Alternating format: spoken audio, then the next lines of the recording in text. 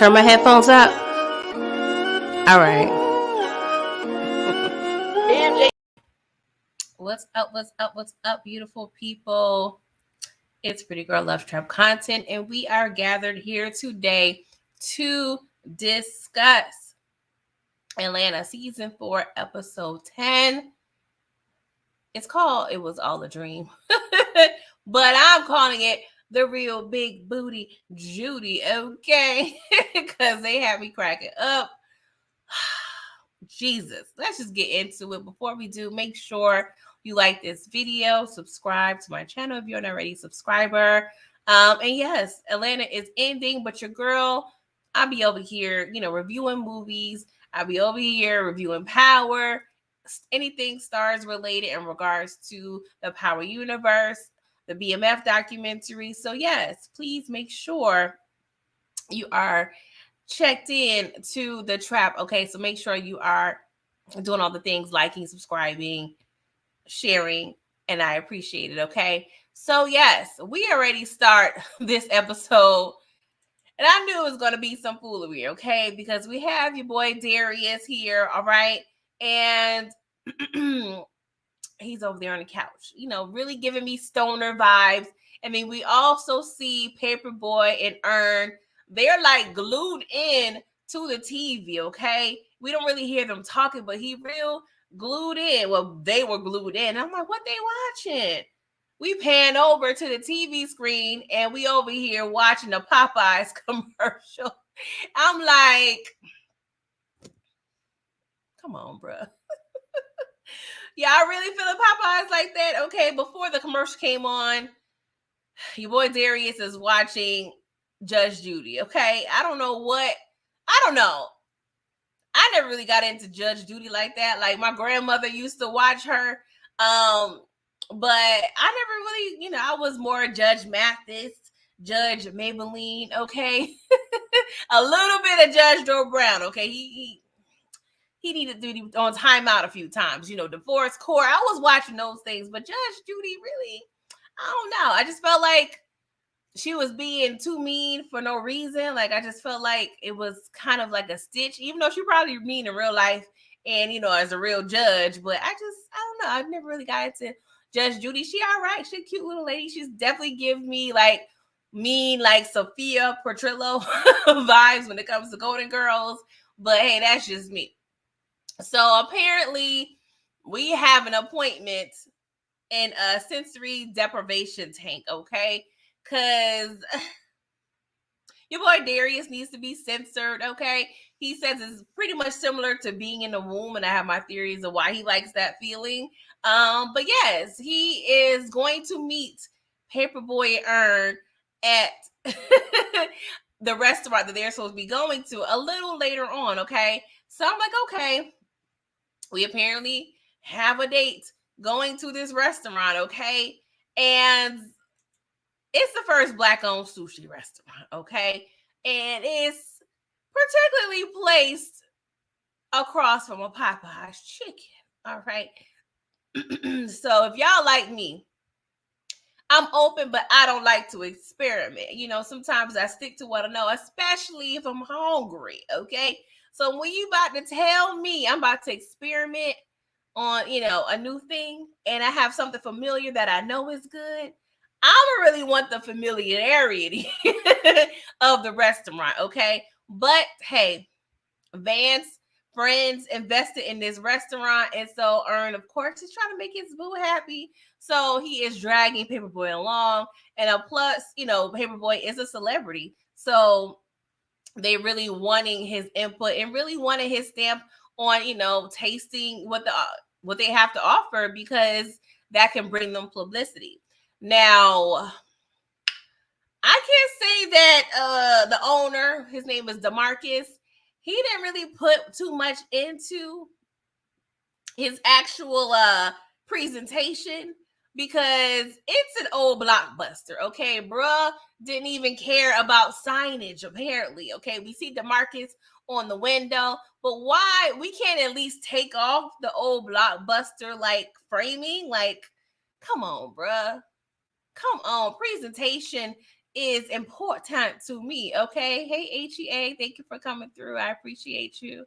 So yes, at the end of the day, I'm probably want something familiar too. I'm not a big on Popeyes, but if I'm hungry and you telling me I'm about to eat some sushi from a black-owned restaurant, I'm probably gonna want the Popeyes. Okay, I don't know, depending on how hungry I am. I don't know if my hungry meter is at like a 7 or above. Yeah, I'm gonna have a feeling. I'm gonna have a feeling about Popeyes. Okay, so while they over there, getting to the restaurant, your boy Darius is at a pharmacy. Okay, he's picking up for Easy. Okay, I was thinking maybe that was like a government name or a middle name because I'm assuming he picking this up for himself. Okay, so the pharmacist is saying like, "Oh, I don't see it." So he asked her like, "Can you look in the back?" And she just kind of like just sitting there. I'm like, if you don't take your lazy behind to the back to go see about this medication, like, what was that about? Like, girl, like, do your job. Like, I'm asking you to go to the back. Like, I don't understand. I didn't understand the hesitation. Okay. So there's somebody waiting for their medication, and I immediately just yell, Freddie! So it's Freddie. Well, she plays Freddie from a different world, okay? But she, the actress Cree Summers, she is definitely a big force when it comes to animation. She does a lot of voiceovers. So I'm pretty sure she's still working. But yeah, I believe she worked on Rugrats. I want to say she was Cynthia, maybe another character on the show. But she is definitely big in the animation field. And if y'all didn't know, she was married to the actor who played Ron Johnson on the show as well. But I was definitely excited to see Freddie. And I'm like, oh my God, two eclectic characters, in one scene. Like, I don't know if that's their purpose or drive for adding her in this scene.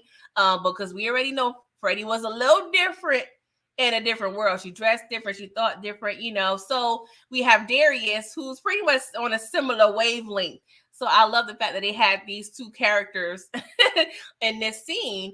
But she pretty much was asking him, like, hey, did I overhear you correctly? Like, are you, going in a deprivation tank? He was like, yeah. She's like, oh, me and my homegirl's been doing that for a year. We got a whole group. I had to stop, though, because I would get too deep into it. He's like, oh, I got a trick for you. Well, this is the trick I use, okay? When I feel myself getting a little deep into it, I just imagine a thick Judge Judy. So she was like, thick Judge Judy? Like, what the hell are you talking about, boy? And so he was like, well, Judge Judy is always on TV, right? She was like, okay. He was like, well, if I notice that she's thick, that means I'm in the tank. I said, I cannot deal.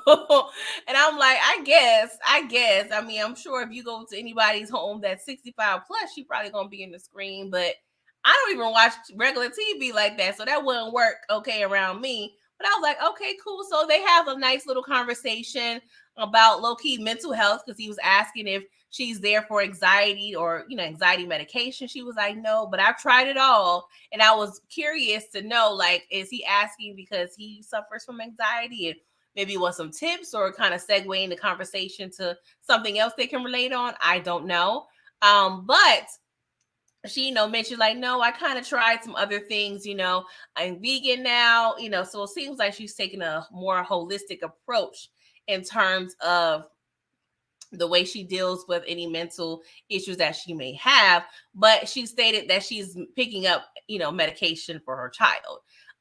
So, the lazy pharmacist ends up bringing the medication. And he was like, okay, well, nice meeting you. And before he left, he was like, you have a beautiful spirit. He was telling that to Freddie's character. And I was like, I appreciate that. Like when you feeling a vibe, I feel like you should always make it known because it can make someone's day. Like I often, make sure either a family member or a friend or just somebody, like I always love to compliment people like, hey, I like your outfit. I love your hair. I love your aura. Like I really love giving compliments because you never know. Just a small little compliment can change someone's day, week, month. You never know. So I always make sure I act upon my thoughts, especially if it's positive. Okay.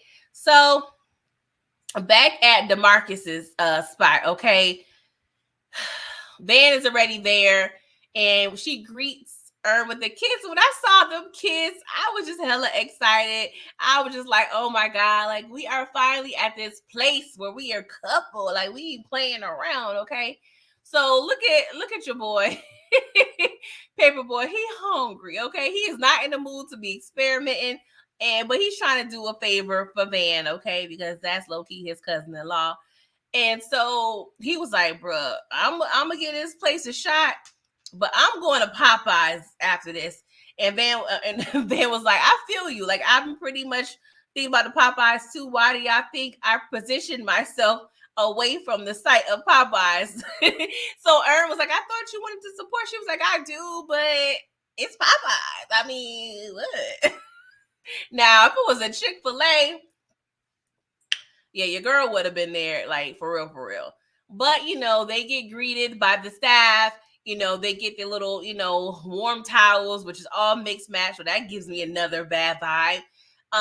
So yes, we are here, and at the end of the day, your boy Paperboy ain't feeling it. They end up getting a chicken skin salad.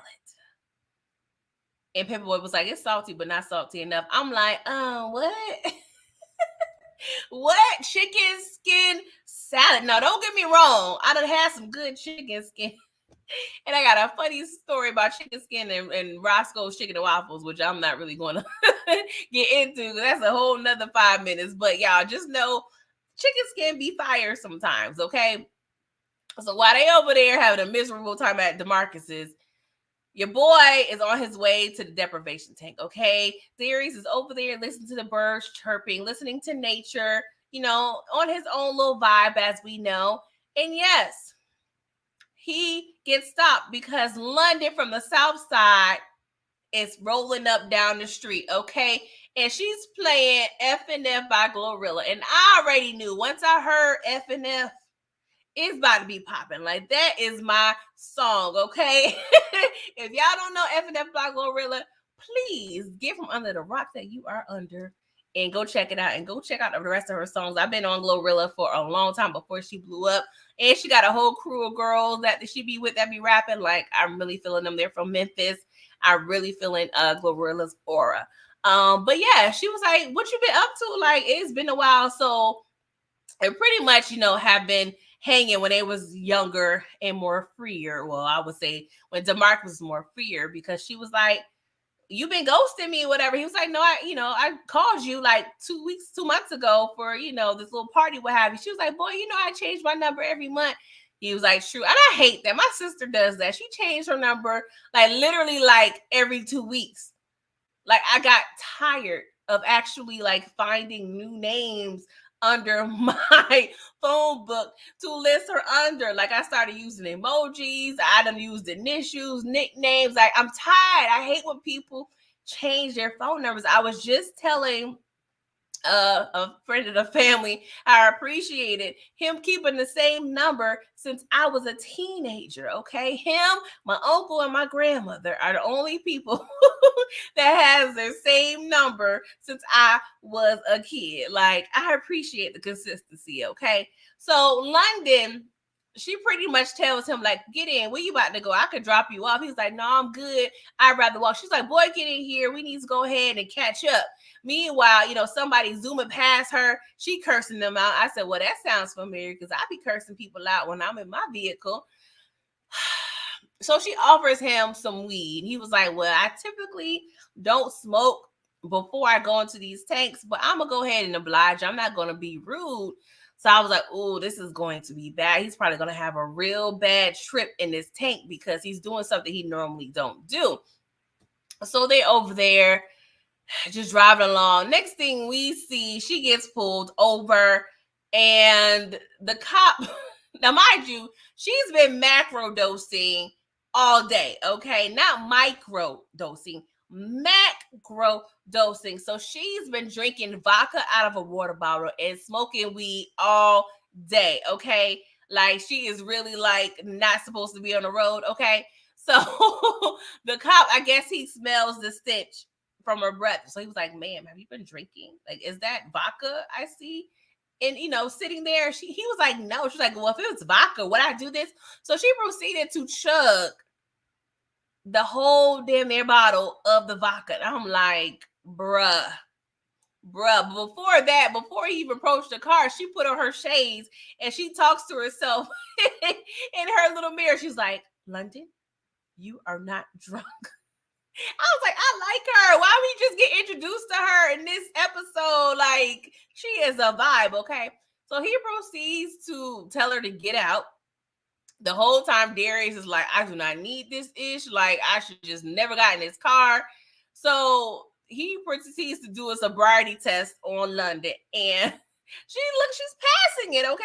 So he proceeds, the cop asks her how many seasons of Homeboys from Outer Space were there. Y'all, it's so hilarious. Like, I was a kid when that show was on, but I remember it. And yeah, it didn't do too well. I believe it was James Avery, Flex Alexander, and one more person. I can't remember who was the other main character. So she was like one. He was like, all right, cool. So when the white cop asked that, I was like, oh yeah, we about to be on some effery because this is weird. Okay, why ask that question? So of course, Darius, I think, we realized like, okay, he tripping right now. So she passes, she's about to go into the car, but before she does, she steals the officer's gun and then goes and proceeds to speed off. But before she get a good footing on the accelerator, she hits a biker. And so Darius is like, girl, what the hell is going on? So she drops the gun off and proceeds to run out of the car. And she runs saying, this is all your fault. And so he like holds the gun. He's holding the gun, not realizing he's holding the officer's gun. So he drops it. We got a whole white, biker on the windshield. And so next thing we see, it cuts to him in the deprivation tank, just tripping. And I'm like, what the hell? I already knew it was not, reality at this point. But I was like, okay, this is a lot going on, okay? So the little attendant of the little deprivation sensory wellness center, I will call it. I'm just making that up. He notices Darius screaming, what have you. So he checks on him. He was like, well, do you want like a break? We can go into the tea room. I can get you some tea from the tea room. He was like, all right, cool. So, he gets out, drives himself off, gets a little robe, and there's like three women there, okay? And it was hella freaky to me because I'm like, these women all look alike. Like, it definitely was giving me Get Out vibes. I'm like, what in the Get Out is going on? Is this like a tribute to Get Out? Because he's like really not feeling the conversation. He was like, I like the tea room. It's relaxing here. She was like, well, they were like, yeah, we love the tea room. We love the tea in the tea room. He was like, why y'all keep saying the word tea? And they just all laughing and giggling. Like, they really looking crazy and devilish. If y'all look at the screen, the two women on the left low-key look like twins. And then the woman on the right looks like an older version of the two women. So I'm like, oh, we tripping. So they're just laughing and giggling. He like, this ain't normal, right? So he grabs one of the women and kind of shakes her. He was like, wake up! Like on some on some Spike Lee-ish. And so the women kind of looking startled. And next thing we see, he gets kicked out. And he was like, I'm sorry, I thought I was dreaming. I felt like the attendant should have gave him a little grace because he heard him screaming and hollering in the tank. So, of course, I don't know. But it was a black man and an older white woman. So I ain't really too surprised he got kicked out. But it was definitely trippy. And I'm like, okay, they are taking me to a whole nother place. I'm like, should I have ingested some shrooms or something to be on this vibe? But I was like, okay, I'm just going to ride this wave, okay? So we see him knock on the door. And, it's a fella that answers. And he was like, hey, I was just in the neighborhood. I just came to come through. He was like, all right. I mean, okay. He seemed like, he didn't really believe him. And he was like, hey, I picked up your med. So apparently this is the prescription of the person that he's going to. So we realized based on the conversation, it's his brother. And apparently his brother is sick. So he was like, you want some jollof rice. And of course, we learned that Darius is Nigerian. I'm not sure if they mentioned it. I feel like he did in previous seasons. I know they touched on it on the White Fashions episode. I believe that was what it's called. When the woman pretty much, was stealing, Nigerian food and culture. But he was like, I'm about to meet up with some friends. I can't really stay. And, his brother seemed a little disappointed. He was like, well, I could eat half of a bowl of jollof rice. He was like, all right, cool, cool, cool. But, don't feel guilty. Like, I don't want you in here. I want you out there with your peoples. So when he said that line, it was kind of a little eerie to me and it stood out. So while the, man went into the kitchen, he was like, so how's mom and how's dad? And he started to have this conversation, but the brother wasn't saying anything. So I'm like, am I tripping? Like, do I need to rewind this? Because he's, continuing the conversation as if he's getting responses, but he's looking at the picture of him and his brother seemingly when they were younger. So I realized, okay, this is kind of like, a trip a little bit. His brother seemingly is deceased.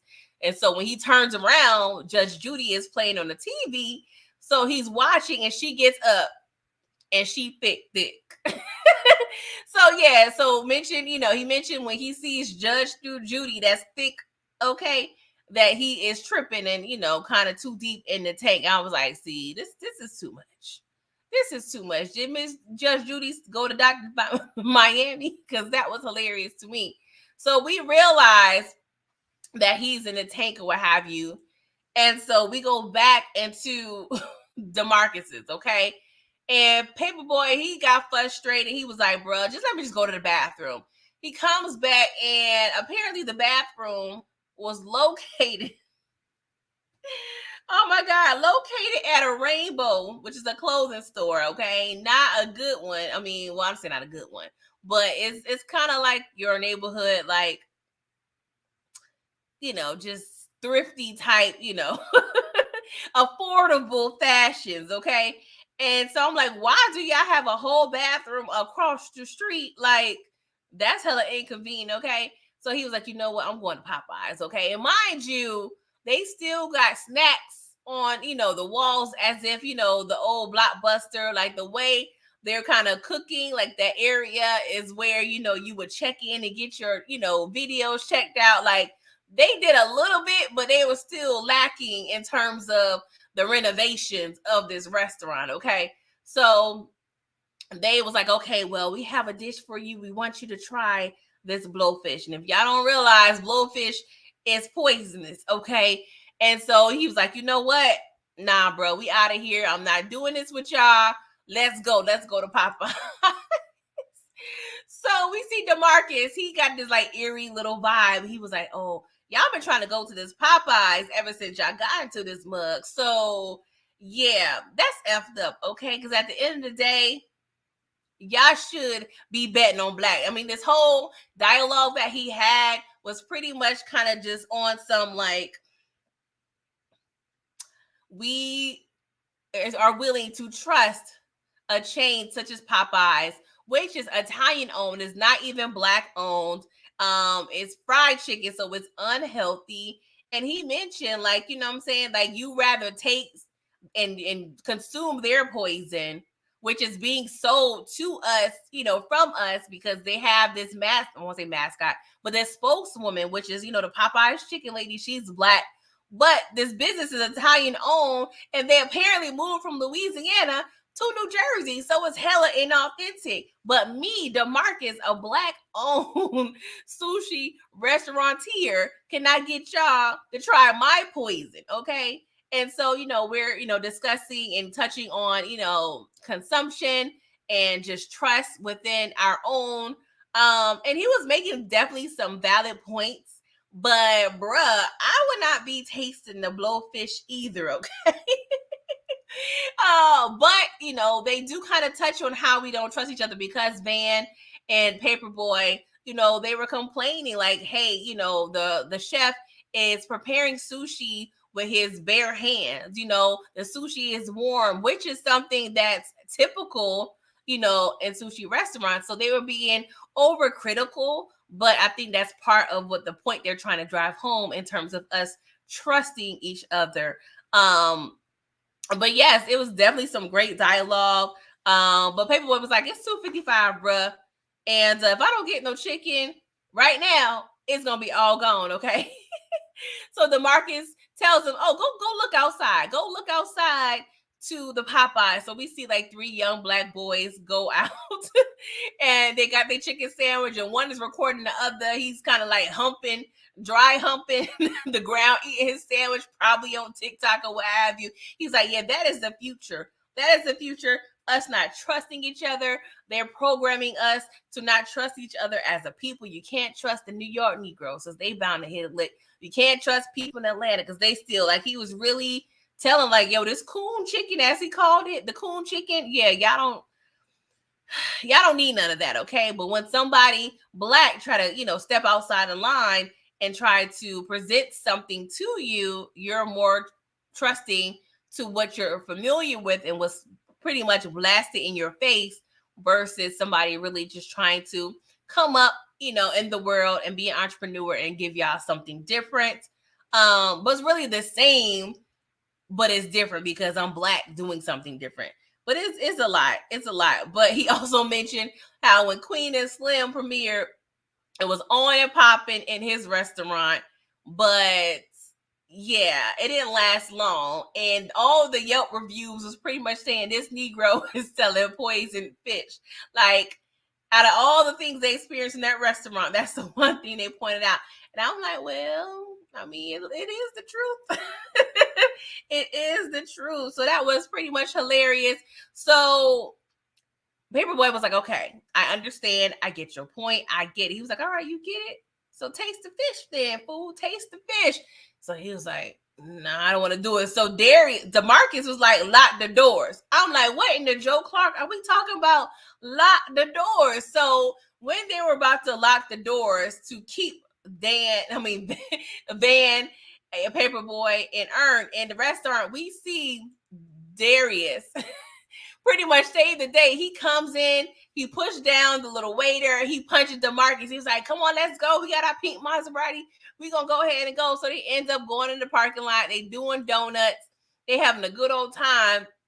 So we have this music playing. It's just real dreamy. So they're driving down the street, and then he tells them or mouths to them, look under your seat. So under their seats, they all had Popeyes. And the joy that your boy Paperboy had when he saw the Popeyes chicken sandwich under his seat, it was just pure black man joy. And I appreciate it, because when I be getting the good food, I be feeling a similar way.